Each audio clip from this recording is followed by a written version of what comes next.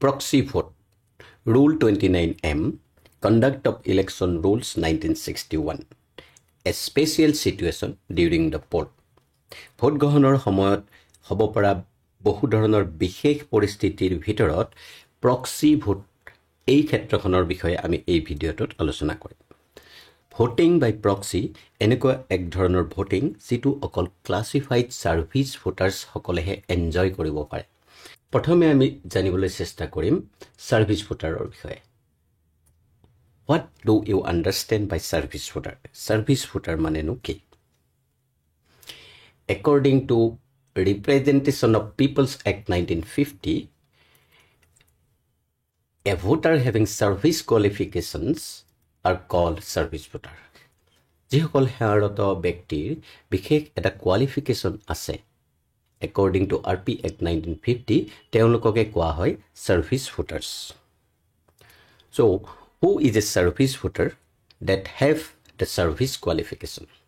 Number 1, the member of Armed Forces of Union, Indian Army, Indian Navy and Indian Air Force সেৱাৰত সকলো ব্যক্তিকেই service voter হিচাপে qualify কৰিছে।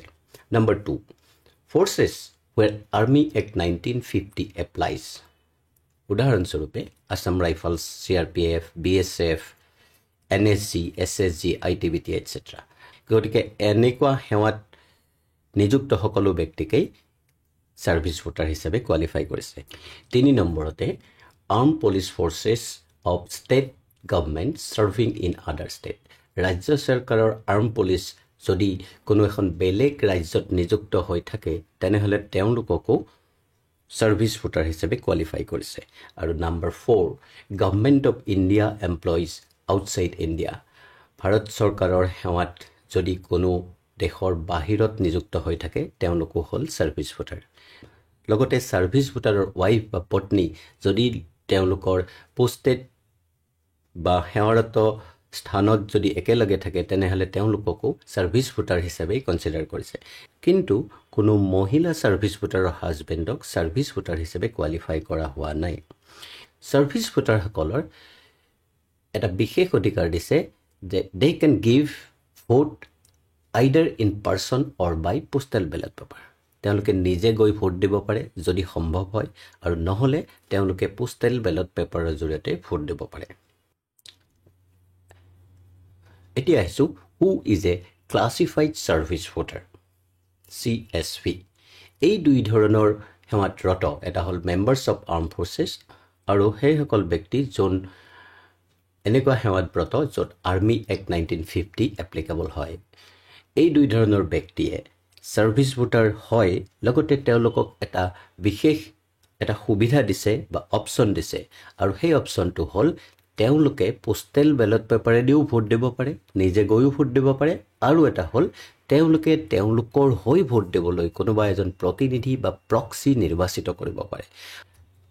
চ' এই দুই ধৰণৰ সেৱাত বা সাৰ্ভিসত নিযুক্ত ব্যক্তিসকলে যদিহে তেওঁলোকে প্ৰক্সি নিৰ্বাচিত কৰে তেনেহ'লে তেওঁলোকক কোৱা হয় ক্লাছিফাইড সাৰ্ভিস ভোটাৰ্ছ, আৰু যদি নিৰ্বাচিত নকৰে তেওঁলোক হ'ব সাৰ্ভিস ভোটাৰ। চ' আমি এইটোৱে বুজিলোঁ যে ভোটিং অপশ্যনছ অফ আৰ্ম ফৰ্চত নিযুক্ত ব্যক্তি, লগতে ফৰ্চেছ যিটোৰ ক্ষেত্ৰত আৰ্মি এক্ট 1950 এপ্লিকেবল হয় তেওঁলোকৰ ক্ষেত্ৰত 3টা অপশ্যন আছে। এটা হ'ল তেওঁলোকে নিজে গৈ ভোট দিব পাৰে। নম্বৰ 2, তেওঁলোকে পোষ্টেল বেলট পেপাৰৰ জৰিয়তে ভোট দিব পাৰে। নম্বৰ 3, তেওঁলোকে প্ৰক্সি ভোটাৰৰ জৰিয়তে ভোট দিব পাৰে। যদি তেওঁলোকে প্ৰক্সি ভোটাৰৰ জৰিয়তে ভোট দিবলৈ এনৰোল কৰে তেনেহ'লে তেওঁলোকক কোৱা হ'ব ক্লাছিফাইড সাৰ্ভিস ভোটাৰ্ছ।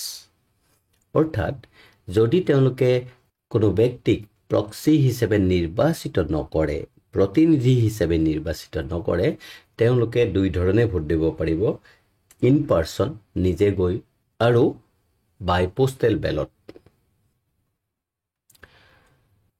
এজন সাৰ্ভিস ভোটাৰে যদি তেওঁৰ হৈ কাৰোবাক ভোট দিবলৈ অনুমতি বা এপইণ্ট কৰে তেনেহ'লে তেওঁক কোৱা হ'ব ক্লাছিফাইড সাৰ্ভিস ভোটাৰ। এই ক্লাছিফাইড সাৰ্ভিস ভোটাৰজনে যিগৰাকী ব্যক্তিক তেওঁৰ হৈ ভোট দিবলৈ এপইণ্ট কৰে বা অনুমতি প্ৰদান কৰে তেওঁক কোৱা হ'ব প্ৰক্সি ভোটাৰ। আৰু এই প্ৰক্সি ভোটাৰগৰাকীয়ে ক্লাছিফাইড সাৰ্ভিস ভোটাৰজনৰ হৈ যিটো ভোট প্ৰদান কৰিব সেইটোক কোৱা হ'ব proxy vote. Voting by classified service voters. A classified service voter is not issued postal ballot paper by the returning officer. Postal ballot paper returning officer issue কৰে। Classified service voter এজনে যেহেতু তেওঁৰ হৈ বেলেগ কোনো এক ব্যক্তিক ভোট দিবলৈ অনুমতি দিছে গতিকে তেওঁৰ নামত কোনো ধৰণৰ পোষ্টেল বেলট পেপাৰ ইস্যু নহয়। গতিকে তেওঁৰ হৈ ভোট দিবলৈ সেই প্ৰক্সি ভোটাৰজনেই যাব লাগিব। আপোনাৰ পোলিং ষ্টেচনত যদি কোনো ক্লাছিফাইড সাৰ্ভিস ভোটাৰ্স থাকে তেনেহলে আপুনি এখন লিষ্ট পাব। গতিকে আপুনি এক্সপেক্ট কৰিব পাৰে সিমানজন প্ৰক্সি ভোটাৰ আপোনাৰ পোলিং ষ্টেচনত আহিব। এজন প্ৰক্সি ভোটাৰক এজন সাধাৰণ ভোটাৰ হিচাপে আমি কনসিডাৰ কৰিব লাগিব। অৰ্থাৎ এজন সাধাৰণ ভোটাৰে যি ধৰণে ভোট দিয়ে সেই একে প্ৰক্ৰিয়াৰে এজন প্ৰক্সি ভোটাৰেও ভোট প্ৰদান কৰিব এটা পোলিং ষ্টেচনত।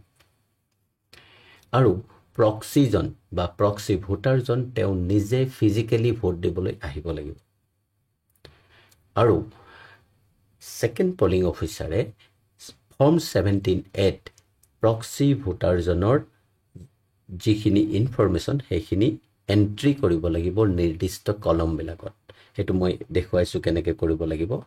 Proxy vote in form 17A এখন হ'ল ফৰ্ম 17A। ইয়াত কলম 1 2 3 4 5 থাকিব। কলম 2ত আমি লিখিব লাগিব সিৰিয়েল নাম্বাৰ অফ দি ইলেক্টৰ্ছ। কলম 3ত থাকিব তেওঁৰ identity document, epic, driving licence বা আধাৰ কাৰ্ড যি হয় সেইটো লিখিব লাগিব। 4th কলমত সিগনেচাৰ থাকিব আৰু 5th কলমত যদি বিশেষ কোনো ৰিমাৰ্ক থাকে লিখিব লাগিব। ধৰি লওক এজন প্ৰক্সি ভোটাৰে ভোট দিব আহিছে কিন্তু প্ৰথম ভোটটো তেওঁ নিজৰ কাৰণে ভোটটো দিছে। তেওঁৰ ইলেক্টৰেল ৰলত থকা সিৰিয়েল নাম্বাৰটো হ'ল 137। ডকুমেণ্ট তেওঁ লৈ আহিছে এপিক কাৰ্ড আৰু তেওঁ 4th কলমত সিগনেচাৰ কৰিছে। ধৰি লওক তেওঁৰ নেক্সট ভোটটো দিছে এজন প্ৰক্সি হিচাপে আৰু যদি তেওঁ প্ৰক্সি হিচাপে ভোট দিয়ে তেনেহলে আমি সেকেন্ড কলমত ইলেক্টৰেল ৰোলৰ সিৰিয়েল নাম্বাৰ লিখিব নালাগে। তাত আমি লিখিব লাগিব ক্লাছিফাইড সাৰ্ভিস ভোটাৰৰ যিখন লিষ্ট আপোনালোকক দিয়া হৈছে তাৰে যিটো সিৰিয়েল নাম্বাৰ আছে। ধৰি লওক ক্লাছিফাইড সাৰ্ভিস ভোটাৰৰ সিৰিয়েল নাম্বাৰ 3 গতিকে আপুনি লিখিব 03 বা 3 আৰু ব্ৰেকেটৰ ভিতৰত লিখিব PV।